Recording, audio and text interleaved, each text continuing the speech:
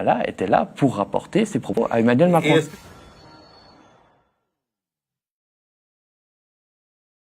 Alors, il y a deux actualités dont on a plus parlé en France. Premièrement, c'est la visite d'Emmanuel Macron au Tchad, où il est parti passer des fêtes de fin d'année avec les soldats français. Et deuxièmement, c'est la visite d'Alexandre Benalla au Tchad, où il a rencontré Idriss Déby, mais également des membres de son cabinet sécuritaire, hein, pour aller vite. Alors, dire que Benalla était là pour préparer la visite de Macron, c'est peut-être un raccourci. Benalla était d'abord là pour faire des affaires. Il n'est pas d'ailleurs allé qu'au Tchad, il est allé au Congo-Brazzaville, rencontrer Denis Sassou Nguesso, au Cameroun, rencontrer Paul Biya, et il a fini par le Tchad. Il était accompagné, hein, dans l'ombre, d'un homme d'affaires franco-israélien qui est un peu un vieux routier des présidents des autocrates africains, qui s'appelle Philippe Ababou Solomon.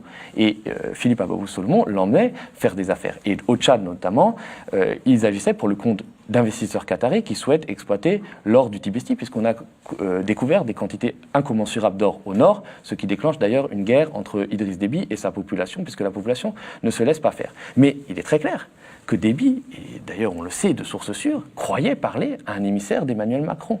Il croyait que Benalla était là pour rapporter ses propos à Emmanuel Macron. Et est-ce que c'est aussi infondé que cela de penser? Non, puisque il semblerait que, d'après les propos qui ont été rapportés, que Déby, comme à son habitude, se soit plaint de l'attitude des Français. Ah, vous me soutenez pas assez, vous n'êtes pas assez derrière moi, j'ai des problèmes au Tibesti, il y a les rebelles qui m'embêtent, voilà. Et en sortant, Benalla aurait fait un télégramme, hein, visiblement, à Emmanuel Macron en lui disant que Idriss Déby s'est plaint.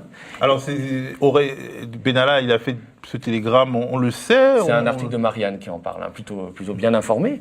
Et donc, visiblement, Macron aurait passé, suite à ce message, un savant à la cellule Afrique de l'Élysée, notamment Franck Paris, en disant que voilà, on n'est pas assez derrière Idriss Déby, qui est quand même notre partenaire stratégique dans la lutte contre le terrorisme et bien d'autres choses. Mais ce qu'on sait, c'est quand même, Macron s'est rendu à N'Djamena fin décembre, le 22, après Benalla. Il y a eu, en amont de ça, un prêt de 40 millions d'euros et un don de 10 millions d'euros, donc de l'argent public français, qui ont été consentis pour que Idriss Déby puisse payer le salaire des fonctionnaires, parce qu'il faut quand même savoir que la manne du pétrole est dilapidée et que Déby, les caisses sont vides, a du mal à payer ses fonctionnaires et à contenir une grogne sociale. On sait que pendant l'année 2018, il y a eu près de 6 mois de grève générale au Tchad, les salaires des fonctionnaires ont été diminués d'un tiers. Donc voilà, le soutien français est quand même le bienvenu.